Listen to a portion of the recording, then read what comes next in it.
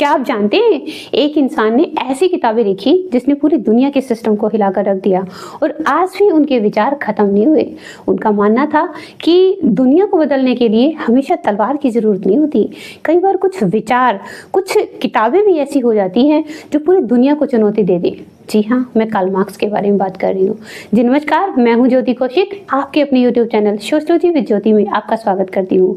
Friends, पिछले भाग के अंदर हमने कार्ल मार्क्स की महत्वपूर्ण थ्योरी के बारे में पढ़ा था और इस भाग के मीन्स आज की क्लास के अंदर हम कार्ल मार्क्स की महत्वपूर्ण किताबों के बारे में चर्चा करेंगे।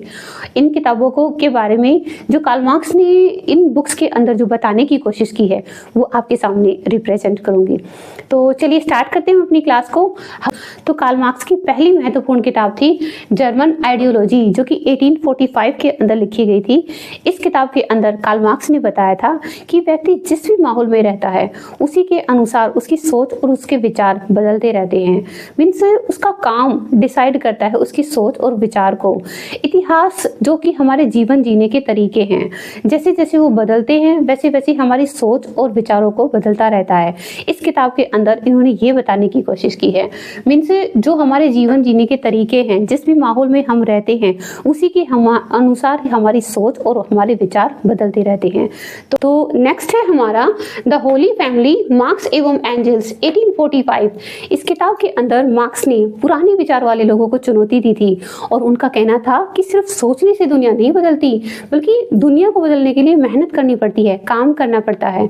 इस किताब के माध्यम से means the Holi family, marks एवं एंजल्स, इस किताब के माध्यम से कार्ल मार्क्स ने लोगों को काम करने के लिए जागरूक किया था, प्रेरित किया था और उनका कहना था कि मजदूरों, तुम काम और मेहनत करके ही अपनी परिस्थिति को बदल सकते हो। तो नेक्स्ट है हमारा द पॉवर्टी ऑफ फिलोसफी 1847। इस किताब के अंदर मार्क्स कहते हैं कि समाज के अंदर दो तरह के लोग होते हैं। कुछ तो सिर्फ अच्छा सोचते हैं, मीन्स समाज के अंदर सब कुछ अच्छा होना चाहिए, इस प्रक्रिया के अनुसार अगर हम काम करेंगे तो सब कुछ अच्छा होगा, बड़ी बड़ी बातें करते हैं। लेकिन मार्क्स का मानना था कि सिर्फ सोच से पेट नहीं भरता, पेट को भरने के लिए हमें ये देखना होगा कि समाज के अंदर रोटी कैसे बट रही है।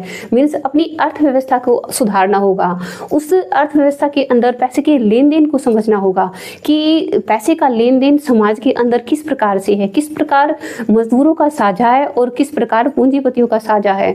मीन्स अगर अर्थव्यवस्था के अंदर सुधार कर किया जाएगा तो ही मजदूरों को उनके अधिकार की रोटी, मीन्स उनके जो अधिकार हैं वो मिल सकते हैं।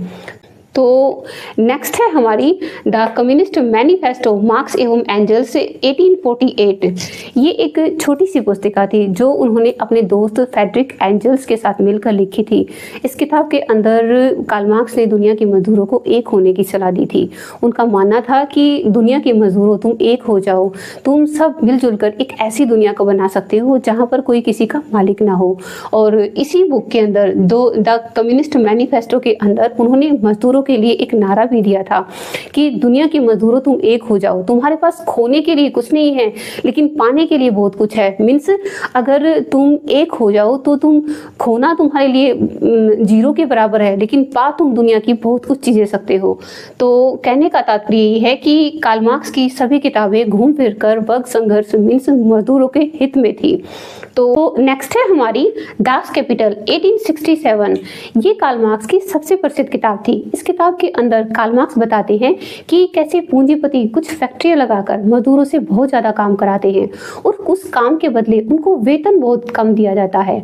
ये वो पूंजी का खेल होता है जिससे एक अमीर व्यक्ति और अमीर होता चला जाता है और एक गरीब व्यक्ति और गरीब होता चला जाता है। मीन्स उनके मूल्यों में बहुत ज्यादा अंतर होता है। मीन्स कहने का तात्पर्य ये है, एक मजदूर ज्यादा काम करके भी कम वेतन पाता है और एक मालिक कम काम करके भी बहुत ज्यादा वेतन पाता है। उनके मूल्यों में मीन्स उनके काम के बीच में इतना अंतर नहीं होता, बल्कि मूल्यों में बहुत ज्यादा अंतर होता है। इसको कार्ल मार्क्स ने अतिरिक्त मूल्य का सिद्धांत कहा है और इस बुक मीन्स दास कैपिटल के माध्यम से उन्होंने अतिरिक्त मूल्य की जो थ्योरी थी वो समाज के सामने रखी। तो नेक्स्ट है हमारी the first Indian war of independency. Marks का दुनिया को देखने का नजरिया अलग था। कौन किसका शोषण करता है, कौन किसके साथ खड़ा है, कौन किसके पास पैसा और ताकत ज्यादा है, 1857 की क्रांति के दौरान भारत के अंदर दो वर्ग थे, एक शोषण करने वाला और एक शोषित। जो अंग्रेज थे वो भारतीयों का शोषण कर रहे थे और जो भारतीय थे वो शोषित हो रहे थे। मीन्स जो 1857 की क्रांति थी वो एक देशभक्ति की या गुस्से की लड़ाई नहीं थी, बल्कि एक अन्याय के खिलाफ एक बड़ी प्रतिक्रिया थी। कैसे अंग्रेज भारत का पैसा, संसाधन और उनकी मजदूरी को छीन रहे थे। मीन्स भारत जो समाज के अंदर दो वर्ग होते हैं, एक शोषण करने वाला और एक शोषित। तो ये जो 1857 की जो क्रांति थी वो सिर्फ गुस्से की या देशभक्ति की लड़ाई नहीं थी, बल्कि उस अन्याय के खिलाफ एक बड़ी चुनौती थी जिसके अंदर पावरफुल या फिर बड़े लोग ही शामिल नहीं होते।